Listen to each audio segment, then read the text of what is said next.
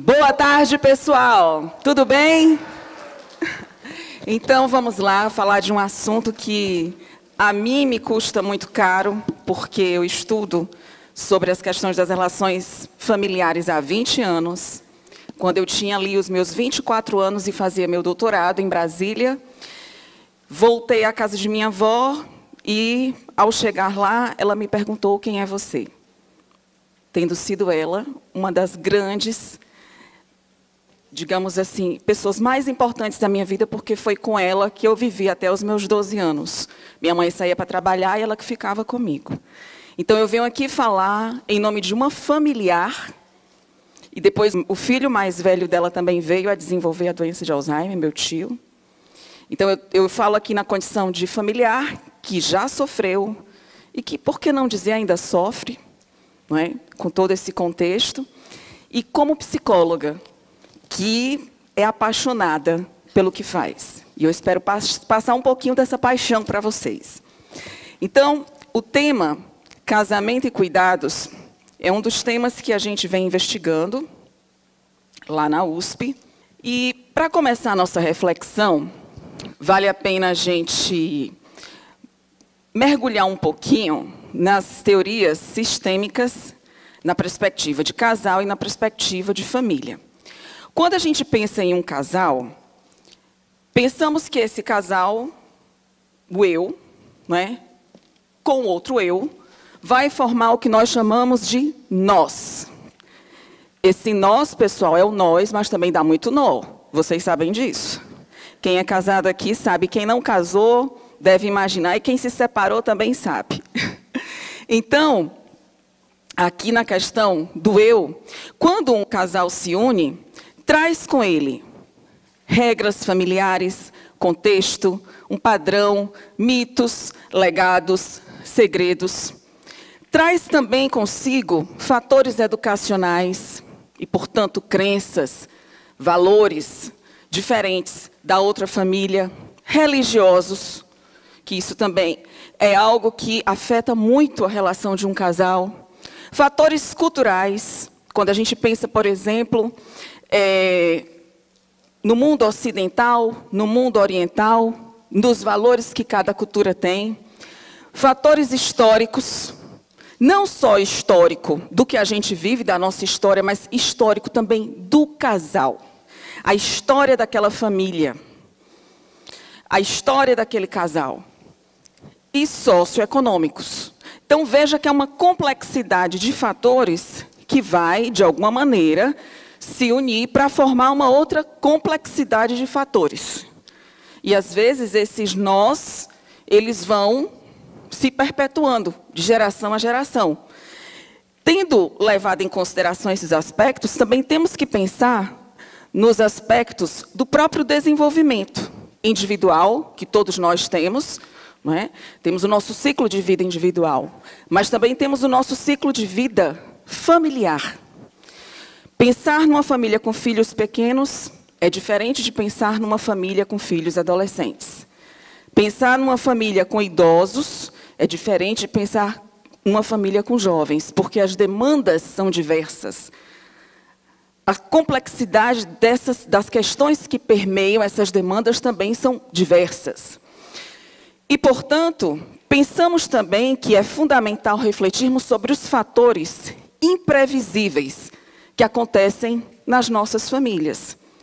Essa semana, por exemplo, um primo meu, de 31 anos, personal trainer, nunca bebeu, nunca fumou,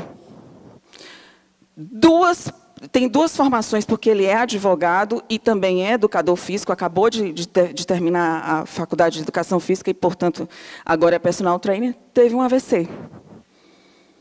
E aí, como é que a gente explica isso? Então, assim, é um fator imprevisível. Faz tudo como manda o figurino, mas deixa toda a família preocupada. Estamos todos preocupados com essa situação. Eu acabei de enviar uma mensagem para o meu primo, o irmão dele, que é médico, falou: não, está tudo bem, está tudo sob controle, ele teve apenas um problema no movimento do braço. Mas veja, foi um fator imprevisível, porque a gente não imagina que uma pessoa de 31 anos vai ter um AVC. Vocês concordam? Ninguém nunca imaginou que meu pai, com 25 anos, logo que casou com minha mãe, eles engravidaram, e quando ela estava com 3 meses, ele descobriu que estava com câncer no fígado, com 25 anos. E os 6 meses da gravidez da minha mãe, eu ali junto com ela, foi todos os dias, ela ir para um hospital, visitá-lo, esperando a morte chegar. E o sonho dele era de me ver. Ele dizia que ia ser uma menina. Por isso que meu nome é Deusivânia, porque o nome dele era Deusivan. Infelizmente, ele faleceu. 9 dias depois eu nasci. Deusivânia é um necrônimo. É homenagem a um morto que a minha ainda é muito vivo. Vive em mim. E viveu e vive na minha família até hoje. A mãe dele morreu ano passado, aos 98 anos. Veja que complexidade. Um filho morre aos 25 e a mãe morre aos 98. Só para vocês verem que a família, ela tem esses fatores imprevisíveis, como também tem a doença de Alzheimer. Eu nunca imaginei que a minha avó fosse ter a doença de Alzheimer. E aí, se a gente pensa, por exemplo, num casal que viveu a vida inteira sonhando, fazendo planos, pensando nos seus horizontes, de repente vem uma doença que mexe com toda a estrutura, não só conjugal, mas também familiar. Então, temos segredos, temos também que levar em consideração a questão da raça, né? Já há estudos falando da questão dos negros, dos brancos, das diferenças que existem, as etnias.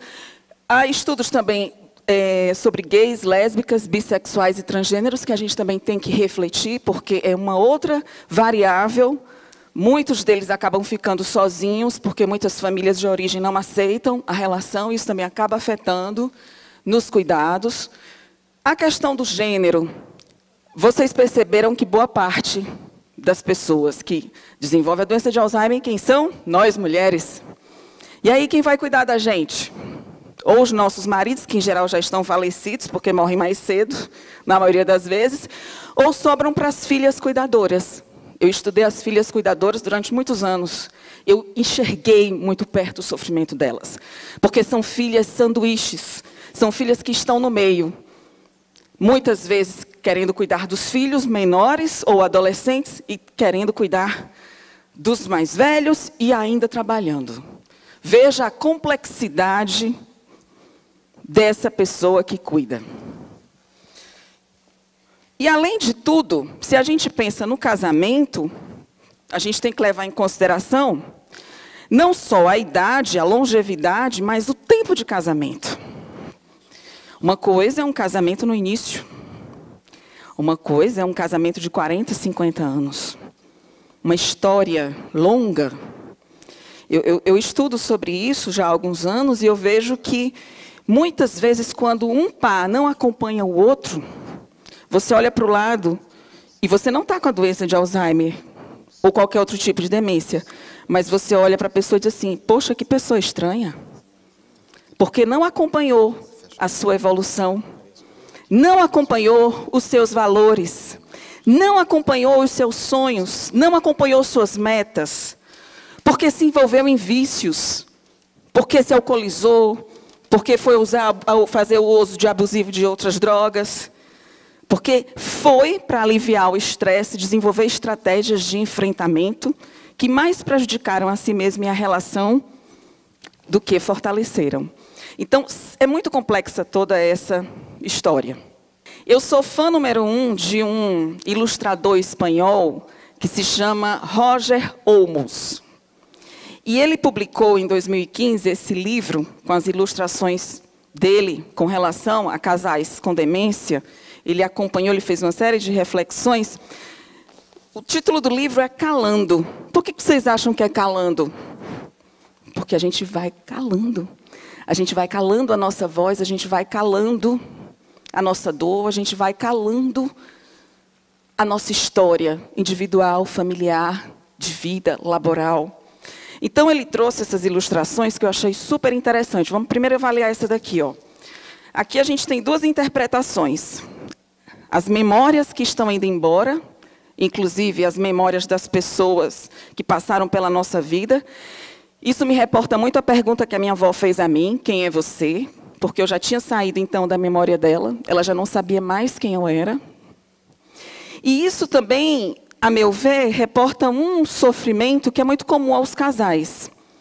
Em geral, ela fica cuidando e os filhos ou as pessoas ao redor não se envolvem tanto. Vai todo mundo embora e ficam os dois. Então, a capa desse livro, para mim, ela é muito profunda nesse sentido. Pela dor das pacientes que eu já atendi, eu percebi que nessas imagens ele conseguiu captar muito bem essa dor. Aqui, por exemplo, ela está lá, na porta do banheiro, lembrando dos bons momentos em que eles trocavam boas histórias nessa banheira ou em qualquer outro lugar. Mas ali ficaram as lembranças. Aqui é bem típico da síndrome do entardecer.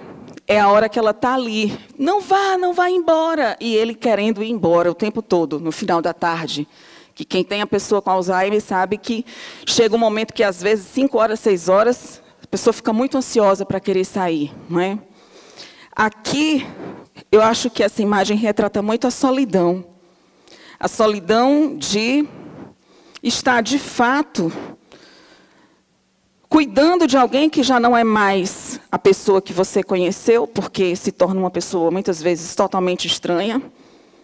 A insônia, as noites de sono mal dormidas, porque você não sabe o que vai acontecer com a pessoa.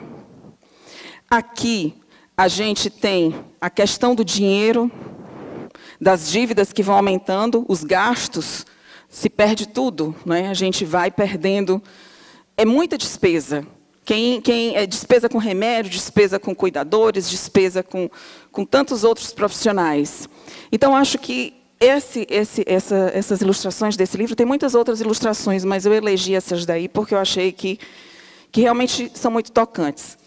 Eu trouxe aqui 2 artigos, só para mostrar para vocês, que nessa área dos relacionamentos conjugais, as pesquisas científicas, elas se concentram em 2 vias básicas.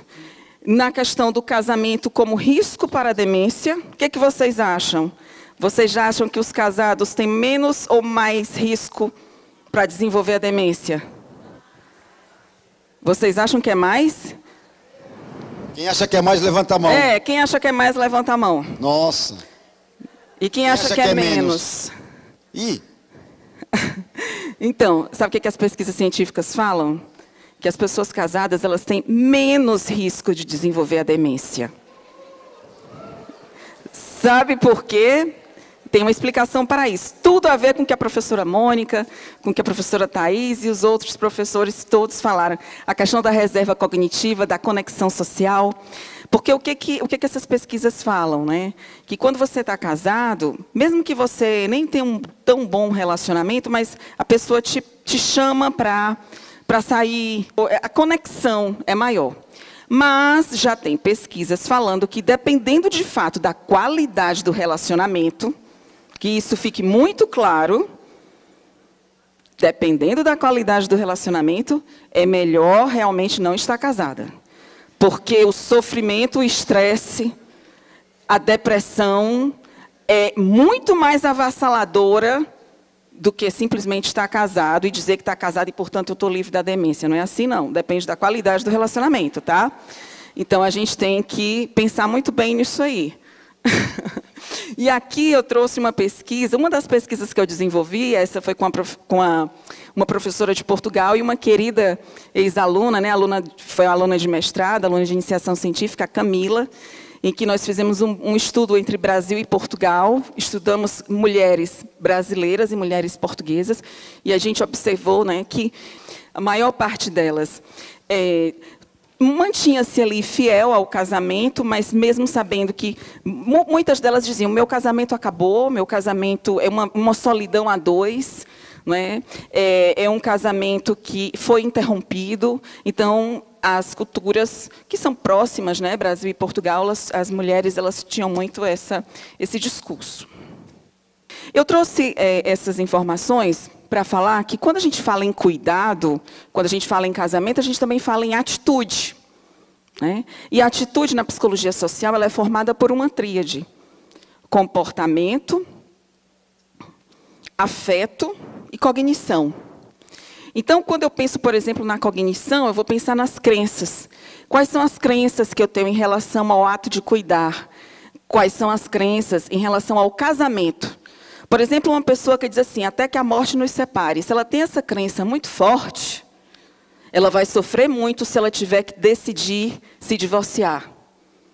Por quê? Porque além dela ter essa crença muito forte, se ela viver no Brasil, que é uma cultura altamente familista, isso vai ficar ainda pior. Por quê? Porque a nossa cultura latino-americana, em geral, é muito familista, que é um outro assunto que eu também investigo cientificamente. A gente coloca sempre a família em primeiro lugar. E, principalmente para as mulheres, decidir romper uma relação de longos anos, que aí já tem as questões aí do divórcio grisalho, né, que também é uma outra área que eu também investigo, é muito difícil. Por quê? Porque você vive num dilema. Eu casei até que a morte os separe, mas eu vivo numa loucura sem fim. E aí, quando a pessoa desenvolve a doença de Alzheimer, às vezes fica mais complicado, porque, dependendo da história que você teve ao lado daquele cônjuge, ou você vai ter prazer em, de fato, buscar ajudar, ter compaixão, desenvolver um ato, novas crenças para lidar com aquela situação, ou você vai se deprimir, você vai desenvolver um alto nível de estresse e outros transtornos psicológicos. Porque vai haver essa briga entre o afeto, o comportamento e a cognição. Então, mudar as atitudes, ou viver em função dessas atitudes, envolve todos esses aspectos, todas essas variáveis. Aqui eu trouxe uma síntese de alguns fatores de risco e proteção que vão favorecer ou não esses cuidados do cônjuge em relação ao outro com a demência do tipo Alzheimer. Então, aqui nós temos fatores pessoais, por exemplo, a questão da personalidade é algo que eu tenho investigado bastante também, inclusive, próxima semana eu vou estar desenvolvendo a Semana da Doença de Alzheimer, depois no final vou deixar aqui o contato, onde eu vou estar falando mais a fundo sobre a questão da personalidade. Mas o que eu percebo é o seguinte, o que as pesquisas científicas mais atuais têm falado? Que além da variável neuroticismo, que é um traço de personalidade muito forte, que tem cada vez mais as pesquisas relatam a associação do neuroticismo com a doença de Alzheimer. E hoje, a grande preocupação dos psicólogos que trabalham nessa área é justamente desenvolver intervenções para que cedo a pessoa possa, de alguma maneira, amenizar esse traço de personalidade. Porque se ela tem um alto nível de neuroticismo, o problema vai ser maior. E, de repente, se você ameniza esse nível de neuroticismo, você vai ter mais chance da pessoa não desenvolver demência e também, no caso de ser uma cuidadora, de lidar melhor com aquela situação. Uma outra questão é o nosso capital psicológico, que tem a ver com otimismo, resiliência, senso de autoeficácia, que é a nossa crença de acreditar que nós somos capazes de desenvolver aquele papel de cuidadora. Então, dependendo do cuidador, se ele tem um alto nível de capital psicológico, ele vai lidar melhor com aquela situação. Autoestima, autocuidado, regulação emocional. A gente tem visto muitas pesquisas também falando da importância de trabalharmos a regulação das nossas emoções, de trabalharmos a nossa inteligência emocional e também de treinarmos as nossas habilidades sociais. Porque não adianta você fazer atividade física, você ter uma boa alimentação, você fazer tudo o que for de treino, mas se você não trabalhar as suas habilidades sociais, você não vai conseguir se conectar com as pessoas. Você muitas vezes não vai, eu sei que eu tenho que ter grupos sociais, sim, mas se você não trabalhar a sua maneira de lidar com o outro, a sua assertividade, você não vai conseguir chegar em lugar algum. Eu estive com um professor, Robert Waldingen, em Harvard, e numa conversa que eu tive, a gente refletiu muito sobre isso, ele tem também no TED, um vídeo que ele fala e explica muito bem dessa pesquisa, que foi o maior estudo longitudinal já feito, onde ele diz, não adianta você ter nada disso se você não trabalhar as suas relações sociais. E as habilidades sociais é um dos grandes fatores para que isso venha a se desenvolver da melhor maneira possível. Na questão familiar, um dos fatores de risco ou proteção para essa complexidade para entender a questão do casamento e do cuidado é se a família é coesa ou não, se a família vai ajudar ou não, se ela tem ou não. Então, a gente tem que pensar, enquanto profissionais de saúde, quais são as possibilidades de favorecer o fortalecimento daquela coesão, a hierarquia, as fronteiras de cada família. Aí eu bebo um pouco da fonte da teoria estrutural de Salvador Minuchin, onde ele fala da importância da gente estabelecer fronteiras, que tem muito a ver também com a questão da comunicação familiar, da adaptabilidade. Nem todas as famílias vão ter condições de se adaptar àquela doença. A gente sabe que muitas pessoas fogem, não conseguem lidar, não conseguem admitir que o familiar está com a doença de Alzheimer. Eu já tive vários e vários casos de pessoas que dizem assim: eu não acredito que meu pai está com a doença de Alzheimer, ou que meu marido está com a doença de Alzheimer. E aí a gente tenta mostrar, tenta fazer todo um trabalho psicoeducativo para apresentar, de fato, favorecer uma educação daquela família para a doença de Alzheimer, né? A questão da resiliência, que não é só individual, mas também da família. E da conjugalidade, a questão da qualidade da relação, como eu já falei, do ajustamento, da satisfação conjugal. Será que aquela pessoa que hoje é cuidadora do esposo ou da esposa, como é que é a satisfação conjugal? Como é que era antes? Não é? Hoje nós temos muito homens cuidadores também. Eu tenho pesquisas também nessa área. E tem homens que, por exemplo, lembram de tudo que a mulher fez de bom e aí se agarram a isso para poder desenvolver o seu bom papel. Já tem outros que não, que delegam aos filhos. Então, essa questão do ajustamento, da satisfação, da intimidade e também da sexualidade, que é algo que muitas vezes afetado nesse processo, porque eu já tive casos de mulheres que diziam assim: doutora, pelo amor de Deus, me ajuda, porque meu marido, ele quer ter relação sexual comigo não sei quantas vezes por dia, porque aí desenvolveu uma hipersexualidade. Já tem outras que dizem que tem falta. Quer dizer, cada caso é um caso, mas o que se sabe é que, de fato, a sexualidade, com o avançar da demência, vai também sendo afetada na relação conjugal. E aí, diante de tudo isso, a gente observa que todos esses fatores, eles podem ser ou fator de risco ou fator de proteção. E podem ou não desencadear estresse, sobrecarga, ansiedade, depressão e até problemas físicos. Não é? O que a gente vê, em pesquisas científicas mais recentes que eu li, é que muitas vezes as esposas, elas têm problemas físicos maiores. Se que a gente comparar com os outros cuidadores, por exemplo, filhos ou netos, as esposas, elas acabam tendo mais problemas físicos, não só porque estão ali naquele papel, mas porque muitas vezes são pessoas idosas cuidando de outros idosos. E que aí a complexidade é bem maior nesse sentido também. E aí você fica, mas o que eu quero, o que eu posso fazer com todas essas informações?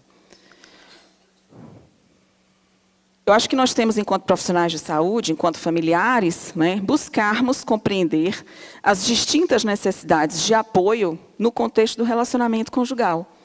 Nós temos que ajudar os cônjuges a reavaliar as percepções de seus papéis no casamento. Porque muitas das mulheres que eu entrevistei, e dos homens também, dizem: eu já não sei mais quem eu sou e já não sei mais quem ela é, mas eu tento me adaptar a essa nova realidade. Nos perdemos, mas estou tentando aí ressignificar tudo isso.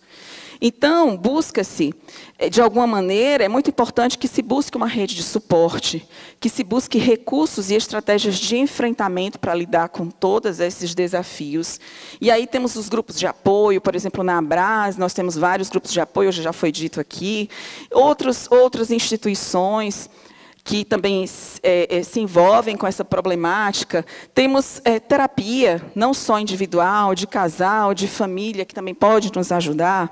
Temos a musicoterapia, eu tenho um trabalho, inclusive, já deixamos o livro na editora. Próximo ano estamos lançando um livro de musicoterapia e gerontologia, o primeiro do Brasil, onde a gente traz alguns desses dados, nesses capítulos, sobre a musicoterapia, por exemplo, para os casais, que é muito importante, a gente tem trabalhos legais nessa área.